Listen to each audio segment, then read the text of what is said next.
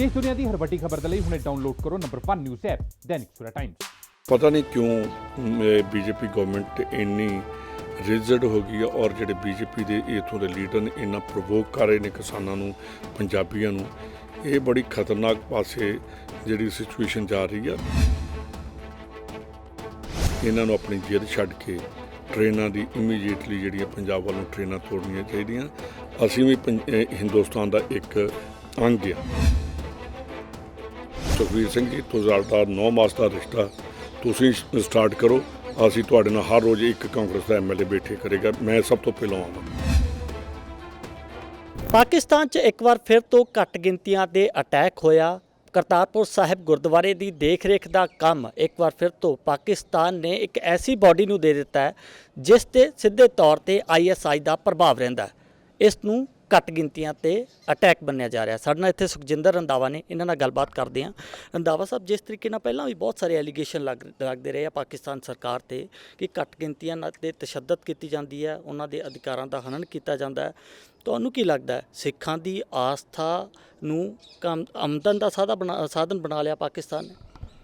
ਦੇਖੋ, ਜਿਸ ਵੇਲੇ ਕਰਤਾਰਪੁਰ ਸਾਹਿਬ ਦੀ ਇਹਨਾਂ ਨੇ ਡਿਵੈਲਪਮੈਂਟ ਦੀ ਗੱਲ ਕੀਤੀ ਤਾਂ ਉਸ ਟਾਈਮ ਤੋਂ ਇਹ ਲੱਗਦਾ ਸੀ ਕਿ ਆਪਣੇ ਟੂਰਿਜ਼ਮ ਨੂੰ ਪ੍ਰਮੋਟ ਕਰਨਾ ਚਾਹੁੰਦੇ ਨੇ।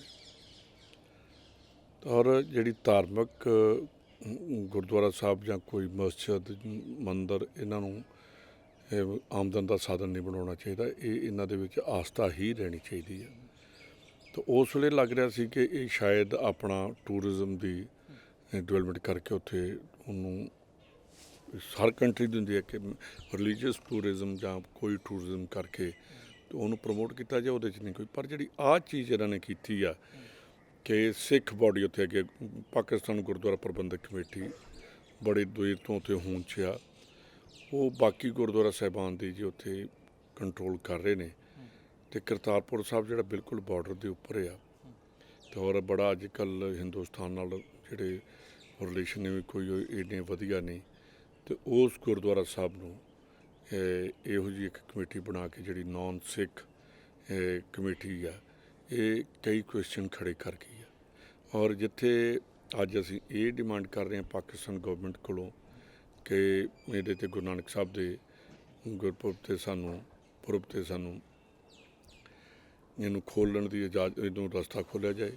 30 ਨਵੰਬਰ ਨੂੰ ਜਿਹੜੇ ਅਖੰਡ ਪਾਠ ਸਾਹਿਬ ਹੋ ਰਹੇ ਉਸ ਨੇ ਵੀ ਕਿ ਉੱਥੇ ਉਹਨਾਂ ਦੇ ਅਸਥਾਨ 'ਤੇ ਮੱਥਾ ਟੇਕਣ ਲਈ ਜਿਹੜੀਆਂ ਦੋਨੋਂ ਸਰਕਾਰਾਂ ਇਹ ਕਰਨੇ। ਪਰ ਕਿਤੇ ਨਾ ਕਿਤੇ ISI ਦੀ ਮੇਰੇ ਖਿਆਲ ਜਾਂ ਪਲੈਨਿੰਗ ਹੋ ਸਕਦੀ ਜਾਂ ਕਿਹਦੀ ਵੀ ਆ ਕਿ ਇਹੋ ਜਿਹਾ ਇੱਕ ਇਸ਼ੂ ਖੜ੍ਹਾ ਕਰਕੇ ਕਿ ਇਹਨਾਂ ਦੋਨਾਂ ਸਰਕਾਰਾਂ ਨੇ ਬਹੁਤ ਦੇਰ ਤੋਂ ਜਿਹੜਾ ਕੰਮ ਚੱਲ ਰਿਹਾ ਸੀ ਕਿ ਇਹਨਾਂ ਦੋਨਾਂ ਦੇਸ਼ਾਂ ਦੇ ਵਿੱਚ ਕੜੀ ਦਾ ਕੰਮ ਸੀ, ਉਹਦੇ 'ਚ ਅੱਜ ਫਿਰ ਕਿਤੇ ਨਾ ਕਿਤੇ ਉਹ ਡਿਫਰੈਂਸਿਸ ਜਿਹੜੇ ਨੇ ਖੜ੍ਹੇ ਹੋਣ ਦੀ ਗੱਲ ਆ ਗਈ ਆ। ਔਰ ਮੈਂ ਇਹੋ ਹੀ ਆਸ ਕਰਦਾ ਕਿ ਉੱਥੋਂ ਦੇ ਪ੍ਰਾਈਮ ਮਿਨਿਸਟਰ ਇਮੀਡੀਏਟਲੀ ਇੰਟਰਵਿਊਨ ਕਰਕੇ ਇਹ ਜਿਹੜੀ ਕਮੇਟੀ ਭੰਗ ਕਰਕੇ ਸਿੱਖਾਂ ਦੀ ਜਿਹੜੀ ਕਮੇਟੀ ਆ ਉਹਨਾਂ ਨੂੰ ਹੀ ਇਹਦੇ 'ਚ ਟੇਕ ਓਵਰ ਕਰਾਉਣਾ ਚਾਹੀਦਾ।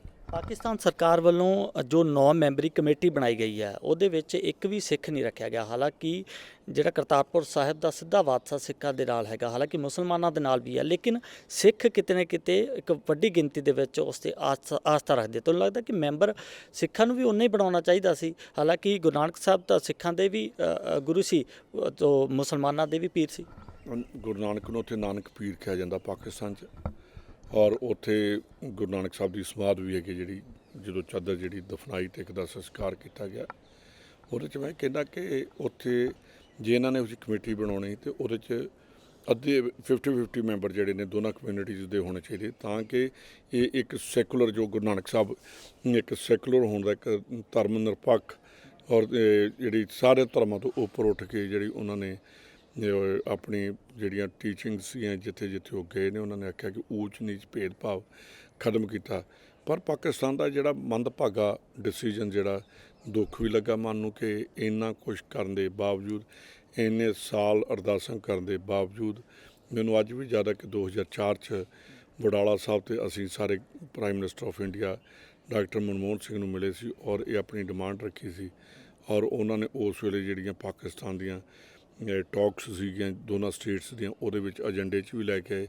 ਇੰਨੇ ਸਾਲਾਂ ਬਾਅਦ ਸਾਨੂੰ ਇੱਕ ਬੜਾ ਸਕੂਨ ਮਿਲਿਆ, ਇੱਕ ਬੜਾ ਵਧੀਆ ਲੱਗਾ ਕਿ ਕਿਸੇ ਤਰੀਕੇ ਨਾਲ ਸਾਡੇ ਜਿਹੜੇ ਗੁਰਧਾਮ ਨੇ ਉਹਨਾਂ 'ਚ ਸਿੱਖਾਂ ਨੂੰ ਆਪਣੀ ਸਿੱਧੀ ਦਖਲਅੰਦਾਜ਼ੀ ਔਰ ਉੱਥੇ ਖੁੱਲ੍ਹੇ ਦਰਸ਼ਨ ਜਿਹੜੇ ਹੋਣਗੇ। ਪਰ ਇਹ ਇਮਰਾਨ ਸਾਹਿਬ ਨੇ ਕਿਹੋ ਜਿਹਾ ਡਿਸੀਜਨ ਲੈ ਕੇ ਸ਼ੰਕਾ ਖੜੀਆਂ ਕਰ ਦਿੱਤੀਆਂ।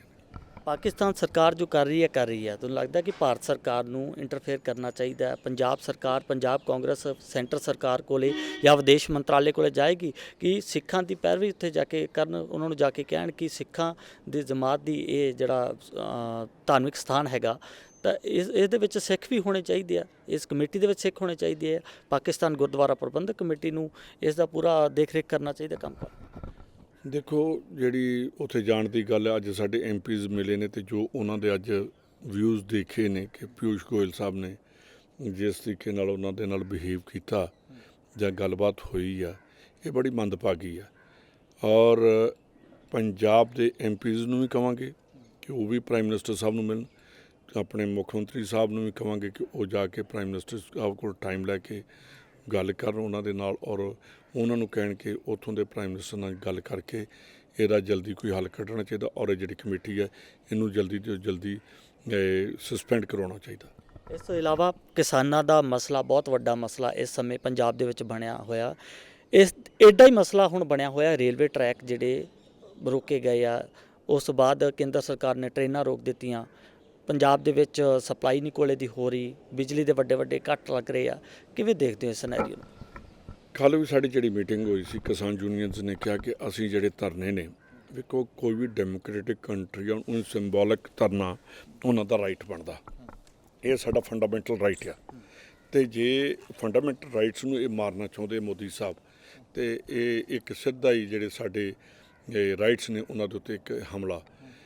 ਉਹਨਾਂ ਨੇ ਕਿਹਾ ਕਿ ਸਾਡੇ ਕੋਈ ਟਰੈਕ ਨਹੀਂ ਰੁਕੇ, ਜਿਹੜੇ ਅਸੀਂ ਹੁਣ ਸਾਡੀਆਂ ਅਸੀਂ ਜਿਹੜੀ ਆਪਣੇ ਧਰਨੇ ਦੇਵਾਂਗੇ ਉਹ ਆਊਟਸਾਈਡ ਜਿਹੜੀ ਕਿ ਬਾਹਰ ਜਿਵੇਂ ਆਪ ਸਾਹਮਣੇ ਪਾਰਕ ਆ, ਇਹਦੇ ਵਿੱਚ ਦੇਣ ਤੋਂ ਤਾਂ ਨਹੀਂ ਰੋਕਿਆ ਜਾ ਸਕਦਾ। ਅਤੇ ਪਹਿਲਾਂ ਵੀ ਜਿਹੜੇ ਤੁਸੀਂ ਵੀ ਸਾਰਿਆਂ ਨੇ ਦੇਖਿਆ ਕਿ ਕੋਈ ਟਰੈਕ ਬੰਦ ਨਹੀਂ ਸੀਗੇ, ਪਰ ਪਤਾ ਨਹੀਂ ਕਿਉਂ BJP ਗਵਰਨਮੈਂਟ ਇੰਨੀ ਰਿਜਿਡ ਹੋ ਗਈ ਆ, ਔਰ ਜਿਹੜੇ BJP ਦੇ ਇੱਥੋਂ ਦੇ ਲੀਡਰ ਨੇ ਇੰਨਾ ਪ੍ਰਵੋਕ ਕਰ ਰਹੇ ਨੇ ਕਿਸਾਨਾਂ ਨੂੰ, ਪੰਜਾਬੀਆਂ ਨੂੰ।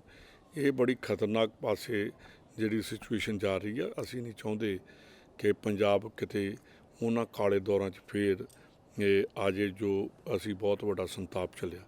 BJP ਨੇ ਉਹਦੇ 'ਚ ਆਪਣੇ ਬੜੇ ਵੱਡੇ ਲੀਡਰਾਂ ਦੀ ਉਸ ਟਾਈਮ 'ਤੇ ਜਾਨ ਗਵਾਈ ਆ, ਔਰ ਕਾਂਗਰਸ ਨੇ ਵੀ ਬਹੁਤ ਵੱਡੀ ਉੱਥੇ 'ਚ ਆਪਣੀਆਂ ਜਾਨਾਂ ਦੀ, ਸਾਡੇ CM ਵੀ ਉੱਥੇ ਸ਼ਹੀਦ ਹੋਏ, ਬਾਕੀ ਵੀ, ਅਤੇ 35,000 ਪੰਜਾਬੀ ਜਿਹੜਾ ਸ਼ਹੀਦ ਹੋਇਆ। ਇਹਨਾਂ ਸਾਰਿਆਂ ਨੂੰ ਧਿਆਨ 'ਚ ਰੱਖ ਕੇ ਇਹਨਾਂ ਨੂੰ ਆਪਣੀ ਜਿੱਦ ਛੱਡ ਕੇ ਟ੍ਰੇਨਾਂ ਦੀ ਇਮੀਡੀਏਟਲੀ ਜਿਹੜੀਆਂ ਪੰਜਾਬ ਵੱਲ ਨੂੰ ਟ੍ਰੇਨਾਂ ਤੋੜਨੀਆਂ ਚਾਹੀਦੀਆਂ। ਅਸੀਂ ਵੀ ਹਿੰਦੁਸਤਾਨ ਦਾ ਇੱਕ ਅੰਗ ਆ, ਅਸੀਂ ਹਿੰਦੁਸਤਾਨ ਦੀ ਆਜ਼ਾਦੀ 'ਚ ਪੰਜਾਬ ਦਾ ਬਹੁਤ ਵੱਡਾ ਹਿੱਸਾ, ਸਾਡੇ 'ਚ ਖੂਨ ਹਿੰਦੁਸਤਾਨ ਦਾ, ਸਾਡੇ 'ਚ ਬਜ਼ੁਰਗ ਜਿਹੜੇ ਸੀ ਉਹਨਾਂ ਆਪਣੀਆਂ ਜਾਨਾਂ ਵਾਰੀਆਂ ਨੇ।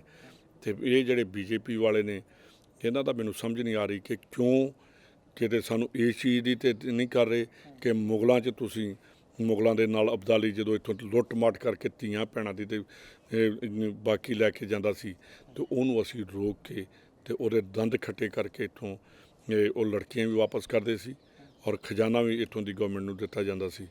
ਇਹਦੇ 'ਚ ਆਜ਼ਾਦੀ 'ਚ 80% ਸਾਡਾ ਹਿੱਸਾ, 2.25% ਆਬਾਦੀ ਹੋਣ ਦੇ ਬਾਵਜੂਦ ਅਸੀਂ 60% ਹਿੰਦੁਸਤਾਨ ਦੇ ਉਹਦੇ ਪੇਟ ਜਿਹੜੇ ਪਾਲਣ ਲਈ ਅਸੀਂ ਕਣਕ ਝੋਨਾ ਪੈਦਾ ਕਰਕੇ ਆਤਮ ਨਿਰਭਰ ਕੀਤਾ। ਮੇਰਾ ਖਿਆਲ ਹੈ ਕਿ ਇੱਕ ਬਹਾਦਰ ਸਟੇਟ ਨੂੰ ਇਹ ਕੋਈ ਉਹਦੇ 'ਚ ਇਹੋ ਜਿਹਾ ਕਰਨਾ ਚਾਹੁੰਦਾ ਕਿ ਇਹਨਾਂ ਨੂੰ ਖਤਮ ਕਰ ਦਈਏ ਤਾਂ ਕਿ ਕੋਈ ਹੋਰ ਸਟੇਟ ਇੱਦਾਂ ਦੀ ਵਧੀਆ ਤਰੀਕੇ ਨਾਲ ਚੱਲ ਨਾ ਸਕੇ। ਇਹ ਮੇਰੀ ਸੋਚਣੀ ਹੈ। ਉਹ ਸਟੇਟ ਜਿਹੜਾ ਸਾਡਾ ਪੰਜਾਬ ਆ, ਇਹਨੇ ਇੰਨੇ ਕੈਮੀਕਲਸ ਪਾ ਕੇ, ਇੰਨੀਆਂ ਖਾਦਾਂ ਪਾ ਕੇ ਆਪਣੀ ਜ਼ਮੀਨ ਜਿਹੜੀ ਸੀ, ਜ਼ਰਖੇਜ਼ ਜ਼ਮੀਨ ਸੀ, ਉਹਨੂੰ ਇਹੋ ਜਿਹੀ ਬਣਾ ਦਿੱਤਾ ਕਿ ਅੱਜ ਜਿਹੜਾ ਸਾਡਾ ਪਾਣੀ ਵੀ ਆ ਉਹ ਵੀ ਪੋਲੂਟਡ ਹੋ ਗਿਆ।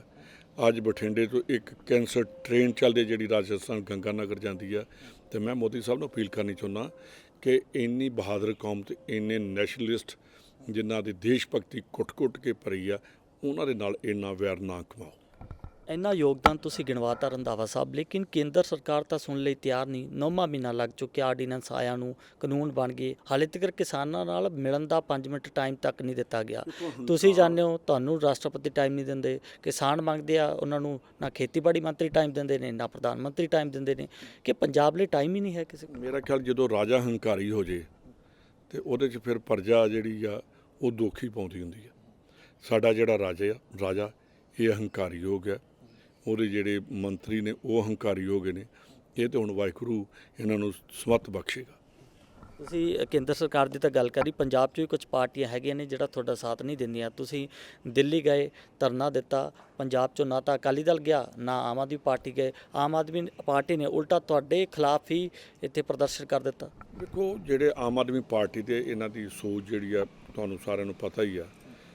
ਮੇਰਾ ਖਿਆਲ ਹੈ ਕਿ ਇਹ ਕੇਜਰੀਵਾਲ ਕੋਲੋਂ ਪਹਿਲੋਂ ਆਪਣੇ ਜਿਹੜੇ ਬਿੱਲ ਪਾਸ ਕਰਾਉਣ, ਜਿਹੜੇ ਕਹਿੰਦੇ ਨੇ ਕਿ ਪੰਜਾਬ ਦੇ ਵਿੱਚ ਕਮੀਆਂ ਰਹਿ ਗਈਆਂ ਨੇ, ਪੰਜਾਬ 'ਚ ਆਹ ਗੱਲਾਂ ਰਹਿ ਗਈਆਂ ਨੇ, ਇਹਨਾਂ ਨੂੰ ਇੱਥੇ ਧਰਨਾ ਲਾਉਣ ਦੀ ਬਜਾਏ ਇਹਨਾਂ ਨੂੰ ਕੇਜਰੀਵਾਲ ਦੇ ਦਰਵਾਜ਼ੇ ਦੇ ਬਾਹਰ ਧਰਨਾ ਲਾਉਣਾ ਚਾਹੀਦਾ। ਔਰ ਉੱਥੇ ਜਿਹੜਾ ਪਰਾਲੀ ਦਾ ਕੇਜਰੀਵਾਲ ਨੇ ਇੰਨਾ ਰੌਲਾ ਪਾਇਆ ਸੀ ਕਿ 300 ਕਿਲੋਮੀਟਰ ਚੱਲ ਕੇ ਪੋਲੂਸ਼ਨ ਜਿਹੜਾ ਇਹਦਾ ਪਰਾਲੀ ਦਾ ਅੱਗ ਲਾਉਣ ਦਾ ਉੱਥੇ ਪਹੁੰਚ ਗਿਆ। ਜਦ ਹਰਿਆਣੇ ਦਾ ਤੇ ਪੋਲੂਸ਼ਨ ਪਹੁੰਚਿਆ ਨਹੀਂ, ਉੱਥੇ ਵੀ ਇੰਨੀ ਅੱਗ ਲੱਗਦੀ ਹੈ। ਵੈਸਟਰਨ ਯੂਪੀ 'ਚ ਵੀ ਇੰਨਾ ਝੋਨਾ ਬੀਜਿਆ ਜਾਂਦਾ।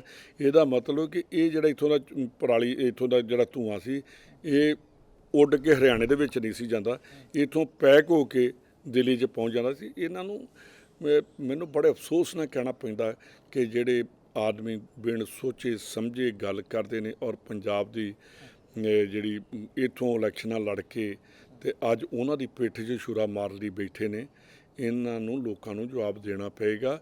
ਔਰ ਮੈਂ ਜਿਹੜੇ ਇਹਨਾਂ ਦੇ ਸਾਰੇ ਲੀਡਰ ਨੇ ਉਹਨਾਂ ਨੂੰ ਮੈਂ ਕਹਿੰਦਾ ਕਿ ਤੁਸੀਂ ਵੀ ਮੈਂਬਰ ਪਾਰਲੀਮੈਂਟ ਹੋ, ਦਿੱਲੀ ਜਾ ਕੇ ਜੇ ਸਾਨੂੰ ਕਹਿੰਦੇ ਹੋ ਤੇ ਪਹਿਲਾਂ ਤੁਸੀਂ ਕਿਉਂ ਨਹੀਂ ਅਜੇ ਤੱਕ ਗੱਲ ਕਰਦੇ? ਸਾਨੂੰ ਕਹਿੰਦੇ ਹੋ ਕਿਉਂ ਨਹੀਂ ਕੇਜਰੀਵਾਲ ਕੋਲ ਕਹਿੰਦੇ ਕਿ ਕਰ ਕਾਨੂੰਨ ਪਾਸ? ਜੇ ਕੇਜਰੀਵਾਲ ਵਧੀਆ ਕਰੇਗਾ ਅਸੀਂ ਫਿਰ ਦੁਬਾਰਾ ਸੈਸ਼ਨ ਕਰਕੇ ਫਿਰ ਦੁਬਾਰਾ ਬਿੱਲ ਪਾਸ ਕਰਕੇ ਭੇਜ ਦਾਂਗੇ। ਸਾਨੂੰ ਤਾਂ ਕੋਈ ਐਸੀ ਤੇ ਪੰਜਾਬੀ ਦੇ ਨਾਲ ਆ, ਪਰ ਇਹਨਾਂ ਦੀ ਜਿਹੜੀ ਦਿਲ ਦੀ ਮਨਸ਼ਾ ਸੀ ਇਹ ਪੰਜਾਬ ਦੇ ਲੋਕਾਂ ਨੂੰ ਪਤਾ ਲੱਗ ਗਿਆ ਕਿ ਇਹ ਦੋਨੋਂ ਪਾਰਟੀਆਂ ਪੰਜਾਬ ਦੇ ਕਿਸਾਨਾਂ ਦੇ ਬਰਖਲਾਫ ਨੇ ਔਰ ਇਹ ਦਿੱਲੀ ਦੀ ਕੇਂਦਰ ਸਰਕਾਰ ਦੇ ਕਹਿਣ 'ਤੇ ਚੱਲ ਰਹੇ ਨੇ ਔਰ ਪੰਜਾਬ ਦੇ ਕਿਸਾਨਾਂ ਦੀ ਪਿੱਠ 'ਤੇ ਛੁਰਾ ਮਾਰ ਰਹੇ ਨੇ। ਸੁਖਬੀਰ ਬਾਦਲ ਨੇ ਬੜਾ ਮੁਫਤ ਦੇ ਵਿੱਚ ਸੁਝਾਅ ਦਿੱਤਾ। ਉਹ ਕਹਿੰਦੇ ਦਿੱਲੀ ਜਾ ਕੇ ਭੁੱਖ ਹੜਤਾਲ ਕਰੋ। ਤੁਸੀਂ ਇਹ ਡਰਾਮਾ ਕਿਉਂ ਕਰਦੇ ਹੋ? ਮੈਂ ਉਹਨੂੰ ਕਹਿੰਦਾ ਕਿ ਸੁਖਬੀਰ ਸਿੰਘ ਜੀ, ਤੁਹਾਡਾ 9 ਮਾਸ ਦਾ ਰਿਸ਼ਤਾ ਤੁਸੀਂ ਸਟਾਰਟ ਕਰੋ। ਅਸੀਂ ਤੁਹਾਡੇ ਨਾਲ ਹਰ ਰੋਜ਼ ਇੱਕ ਕਾਂਗਰਸ ਦਾ MLA ਬੈਠੇ ਕਰੇਗਾ, ਮੈਂ ਸਭ ਤੋਂ ਪਹਿਲਾਂ ਆਵਾਂਗਾ। ਧੰਨਵਾਦ ਜੀ, ਗੱਲਬਾਤ ਕਰ ਧੰਨਵਾਦ ਜੀ, ਮਿਹਰਬਾਨੀ, ਥੈਂਕ ਯੂ।